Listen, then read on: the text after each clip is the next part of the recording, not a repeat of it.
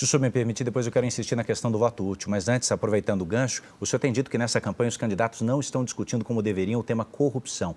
Vamos falar sobre ele então, porque acho que muita gente sabe que o senhor foi aliado do Lula, foi ministro do Lula e hoje mantém uma senhora de uma distância do candidato e do PT. Acabou de chamar, inclusive, nessas eleições, ele e integrantes do partido de nazista. Quando o senhor diz que viu o Lula no poder se corrompendo, eu queria entender o que é que o senhor fez àquela altura para denunciar isso. Desde que eu lhe diga, eu não chamei o Lula de nazista, não faria isso em nenhuma hipótese. O que eu estou denunciando é uma prática nazista da cúpula do PT. Diz que o senhor quer ser exterminado. De que o senhor isso, seria. Porque é uma premissa nazista que você não enfrenta o adversário, sabe, respeitando a ideia dele existir. O nazismo extingue, não é? O nazismo pede a extinção e é o que eles estão fazendo comigo. É uma coisa absurda, inclusive me associando ao nazismo. Então, eu, em defesa própria, estou dizendo que esta é uma prática nazista, porque eu não pretendo exterminar ninguém, não pretendo calar a voz de ninguém, eles estão querendo calar a minha voz. Deixa que eu lhe explique. Eu vi o Lula se corrompendo de perto, porque eu era ministro da Integração Nacional e eu administrei, junto com uma pequena equipe, o dia a dia do escândalo do Mensalão. Era flagrante ali que o escândalo do Mensalão tinha a participação central da cúpula do PT, o Zé Disseu, o comandou, não dá para esconder isso. Mas eu acreditei na palavra do Lula, isso apurada diariamente, de que ele não sabia. Ele não negou o escândalo para mim, mas ele me afirmou e eu quis acreditar, ou acreditei, que ele não sabia. Na sequência, o Lula se rende às evidências e a partir daí eu denuncio. E as pessoas podem buscar hoje, a internet permite documentar isso. Não há uma única denúncia que eu faça hoje que eu não tenha feito desde aqueles anos lá de 2006. Eu denunciei que o Lula entregou Furnas para Eduardo Cunha roubar. Denunciei na imprensa e o Lula, o Eduardo Cunha me processou. Denunciei o Michel Temer me processou. Denunciei o Sérgio Machado, que roubava na Transpetro. Denunciei o Eunício Oliveira, que roubava na Petrobras.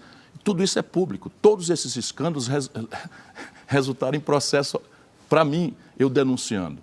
E eu, no caso de Furnas, do Eduardo Cunha roubar, eu fui ao Lula pessoalmente. No caso do Eunício, eu fui 10 vezes. No caso do Sérgio Machado, eu fui 10 vezes. Foi bem mais do que uma conversa, Muitas vezes eu fui lá dizer para ele, olha, isso aqui, enfim, e infelizmente eu vi. Depois eu vi outras coisas muito mais graves, percebe? E lamentavelmente, eu não tenho prazer nenhum em denunciar isso. Nós caímos no Bolsonaro. Deixa eu lhe fazer uma pergunta retórica para o nosso povo pensar. O Bolsonaro é resultado de quê? O Bolsonaro tinha uma biografia extraordinária, é um homem que vinha de uma grande obra e tal. Não, o Bolsonaro é um deputado medíocre já envolvido em coisas muito constrangedoras, inclusive de corrupção pequena, de roubar dinheiro da gasolina do gabinete, de funcionário fantasma, etc. Como é que ele vira presidente do Brasil? Ele vira presidente do Brasil porque o Lula produziu a um só tempo a mais devastadora crise econômica da história do Brasil, com a Dilma, que ele assume que não é responsável. São 7% de queda na economia brasileira, o desemprego saltou de 5%, 6% para 12% ali.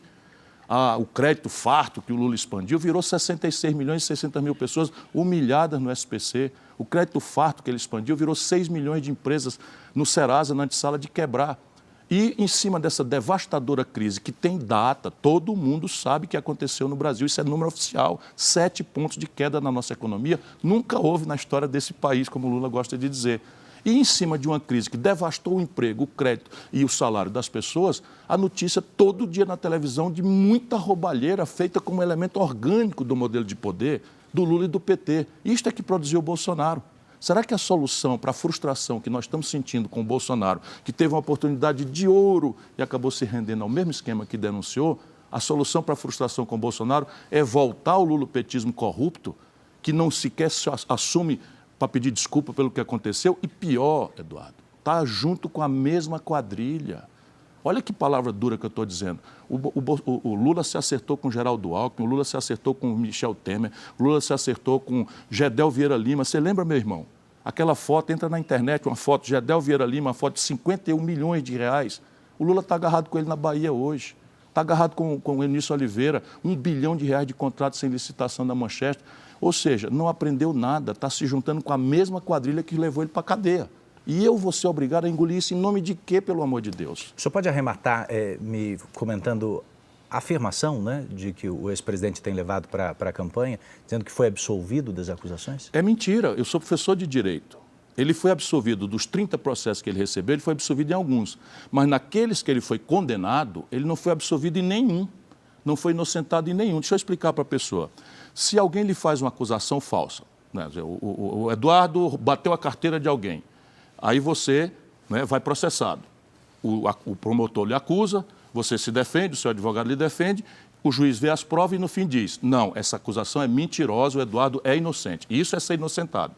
Não aconteceu com o Lula em nenhuma hipótese, ele está mentindo para o povo brasileiro, infelizmente. O que aconteceu? 5 anos depois, veja como o nosso judiciário é engraçadinho, para ficar aqui numa palavra minimamente respeitosa, mas é constrangedor. 5 anos depois, o Supremo Tribunal Federal entende que o juiz que devia julgar o Lula não era o Sérgio Moro lá em Curitiba, mas sim o juiz de Brasília.